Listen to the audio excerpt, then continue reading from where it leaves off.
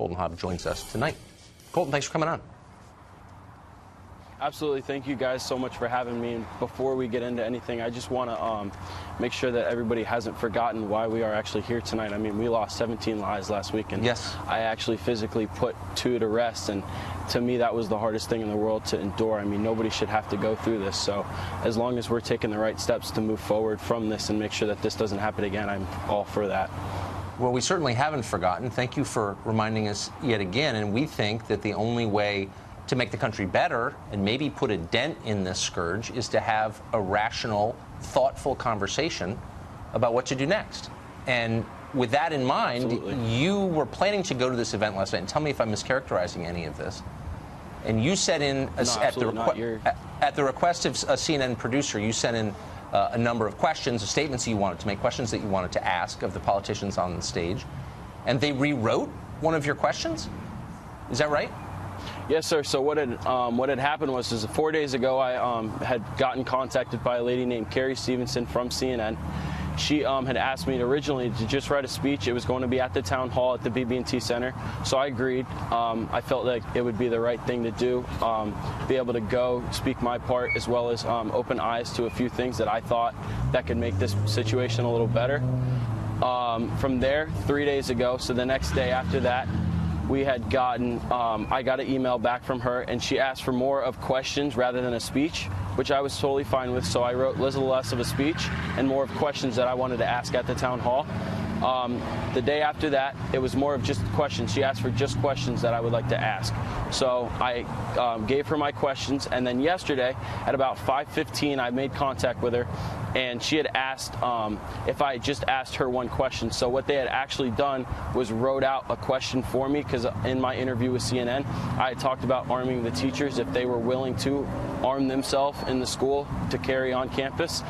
And they had, she had taken that of what I had briefed on and actually wrote that question out for me. So I have that question here if you'd like me to ask it for you.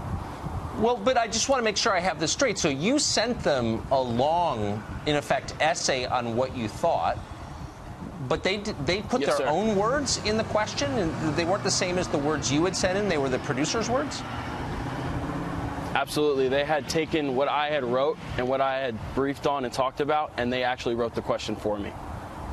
But not with your words. I mean, they put their own words into your question, even after they'd asked you to send questions in. But that seems dishonest. It definitely did, and that's kind of why I didn't go last night. Originally, I had thought that it was going to be more of my own question and my own say, and then it turned out to be more of just a script. And she had actually said that over the phone, that I needed to stick to the script. That's remarkable. What did you watch last night? I watched a little bit of it. I kind of felt like I didn't really need to, because I knew that as soon as what had happened with me, that it was going to be more scripted and wasn't actually going to be actual questions. Then I didn't feel the need to fully watch it.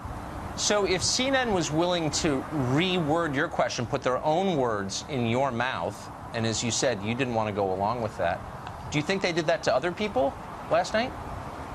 I mean, absolutely. From what I did see, I'd seen a couple people that had asked questions before I did leave my house. And it was a little piece of paper cut out. And I know for a fact that nobody cut their own paper out and wrote their own question, especially when they were all based off the same topic. So to me, from right there, it showed that this isn't correct. Why are they all have the same size piece of paper with a short little question on it? So to I guess me, it was a total what's waste of surprising is my time, honestly. you're not just some person off the street. You're a survivor of this shooting, and the point was to listen to you, to the survivors of the shooting. Were you surprised by the way they behaved? I mean, honestly, it was very shocking to me, because we just went through such a horrific tragedy. For them to take that and now make such a big news cast over what they want to hear, it was very upsetting to me.